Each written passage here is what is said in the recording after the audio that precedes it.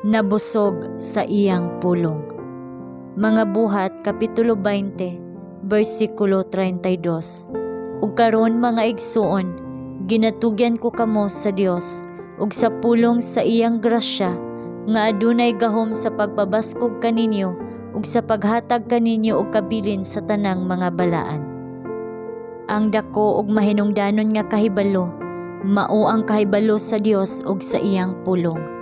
Kinahanglan adunay inadlaw-adlaw nga pagdugang sa espirituhanong panabot, ug ang Kristohanon motubo diha sa grasya, susama sa iyang pagsalig ug pagpasalamat sa pagpanudlo sa pulong sa Dios, ug gianad ang iyang kaugalingon sa pagpamalandong sa Dios ng mga butang.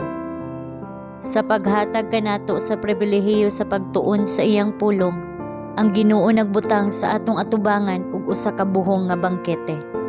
Daghan ang mga kaayuhan nga makuha gikan sa pagpakabusog sa iyang pulong, nga girepresentahan niya ingon nga iyang unod ug dugo, iyang espiritu ug kinabuhi.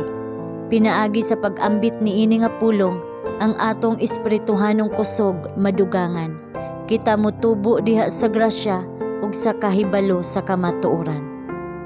Ang mga batasan sa pagpugong sa kaugalingon naporma ug napalig-on.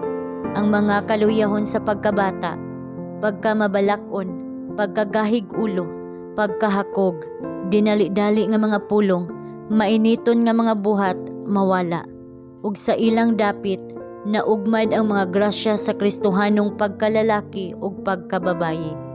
Ang Ginoo sa iyang dakong kaluoy nagpadayag kanato diha sa kasulatan sa mga lagda sa balaan nga pagkinabuhi. Iyang gidasig ang balaan nga mga tawo sa pag-record alang sa atong kaayuhan, instruksyon mahitungod sa mga kapeligruhan nga naghulga sa dalan ug unsaon sa pag-ikyas kanila. Kadtong nagatuman sa iyang sugo sa pagsusi sa mga kasulatan, dili ignorante niining mga butanga. Taliwala sa mga katalagman sa katapusang mga adlaw, ang matag miyembro sa simbahan kinahanglan nga makasabot sa mga rason sa iyang paglaom og hugot nga pagtuo, mga rason nga dili lisod sabton. Adunay igo nga pag-okupar sa hunahuna kung kita motubo sa grasya ug sa kahibalo sa atong Ginoong Hesus. Sa matag higayon nga ang katawhan sa Dios motubo diha sa grasya, sila sa kanunay makabaton ug mas tin-aw nga pagsabot sa iyang pulong. Sila makaila sa bag-ong kahayag ug katahom sa sagradong mga kamatuoran niini. Kini tinuod sa kasaysayan sa simbahan sa tanang kapanahunan ug sa ingon kini magpadayon hangtod sa katapusan.